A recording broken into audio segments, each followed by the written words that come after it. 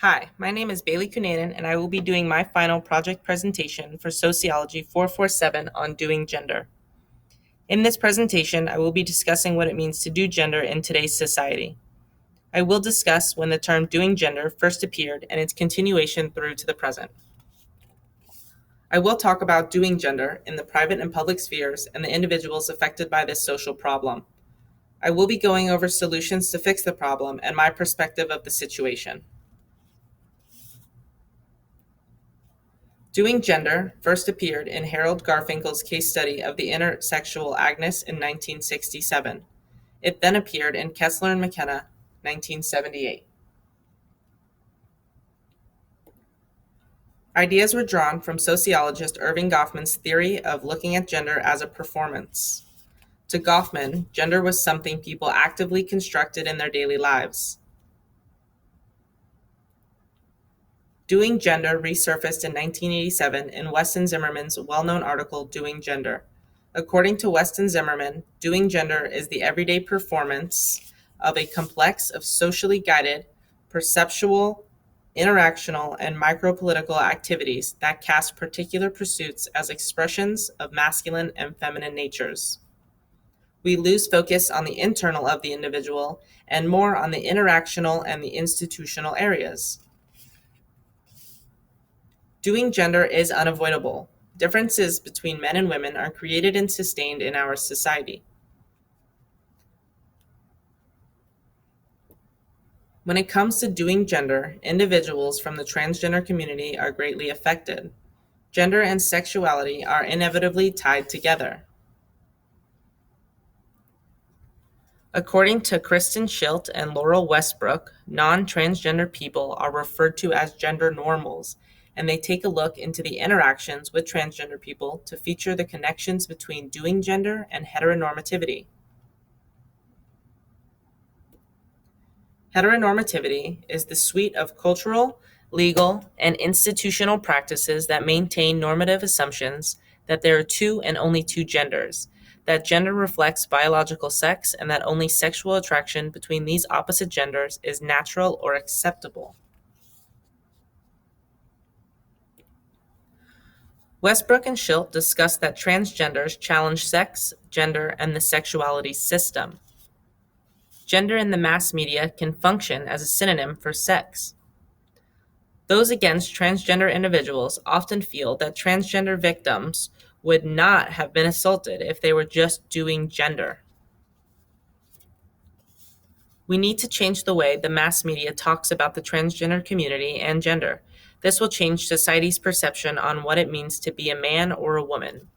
The difference between gender and sex is between your legs, and gender is between your ears.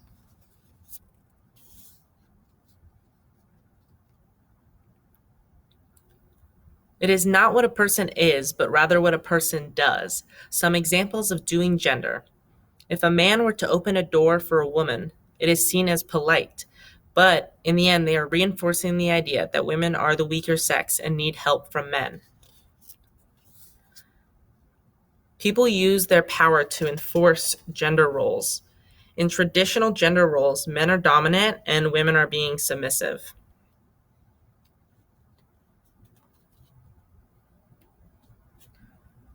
Transitioning now into doing gender in the public and private spheres. In the private sphere, in the home, men and women reinforce gender roles by doing appropriate household work. For example, men would do the yard work while women would do the cooking and the cleaning. Nyman, Reinikainen, and Erickson state that gender equality can be hindered by doing gender.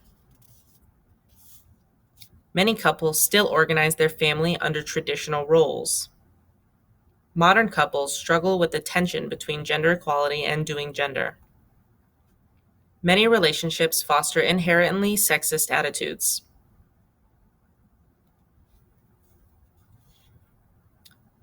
Some roles include women doing the caregiving position while men should cherish, protect, and provide for women.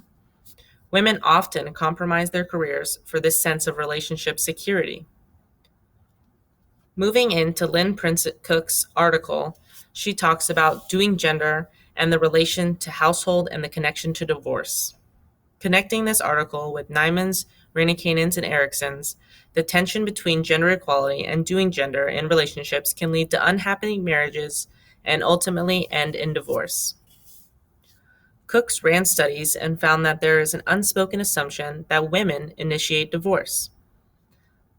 One reason may be because they no longer economically require men, or because men fail to take on more equitable divisions of domestic tasks. Taking the private sphere a little more private, we will be moving it into the bedroom. Sanchez, Crocker, and Boyk say that men and women are limited to half of the human experience because of the spheres men and women must adhere to.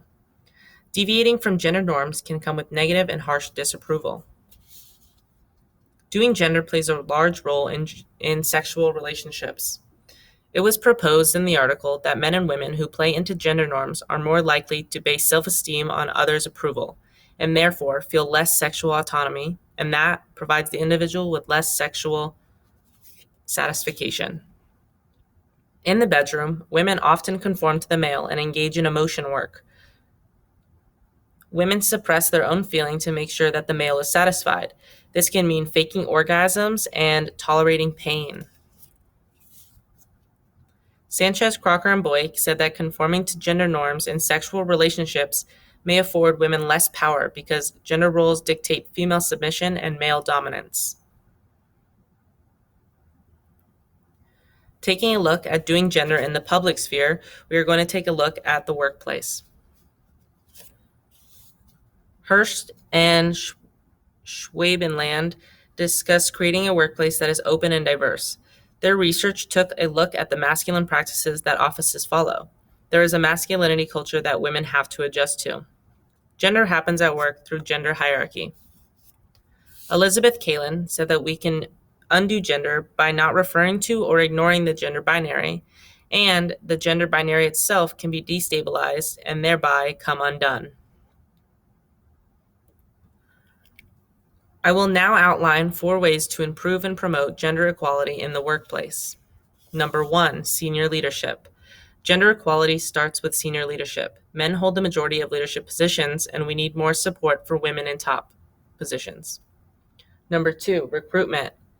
The recruitment process is crucial to gender equality. Organizations need to make sure they have a diverse group of employees. Number 3, pay gap.